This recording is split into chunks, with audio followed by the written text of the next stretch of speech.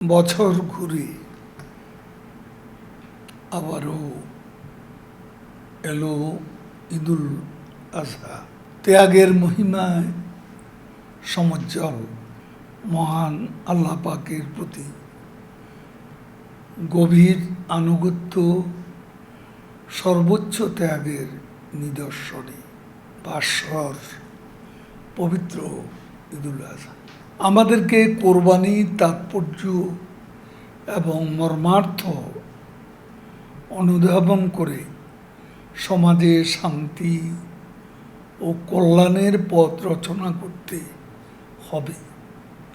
আর এজন্য সকলকে সংযম ও ত্যাগের মানসিকতায় উজ্জীবিত হওয়ার কোনো বিকল্প নেই।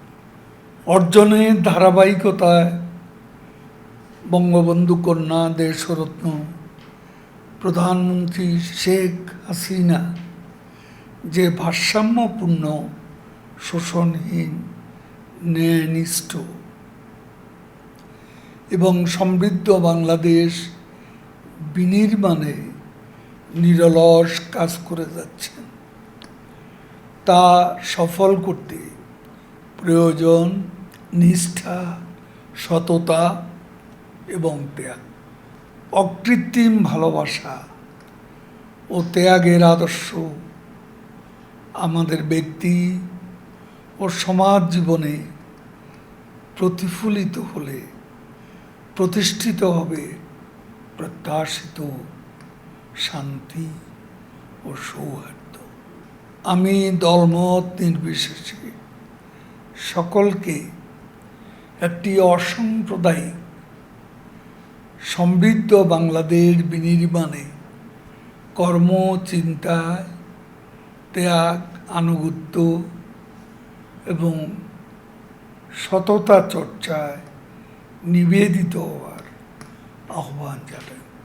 আহ্বান জানাই ঐক্যের মন্ত্রে উজ্জীবিত হয়ে বঙ্গবন্ধু কন্যা দেশরত্ন শেখ হাসিনার হাতকে শক্তিশালী করে বঙ্গবন্ধুর স্বপ্নের সোনার বাংলা অভিমুখে এগিয়ে যাওয়ার এই প্রত্যাশা ব্যক্ত করে পবিত্র ঈদে আমি দেশবাসী, জনগণ,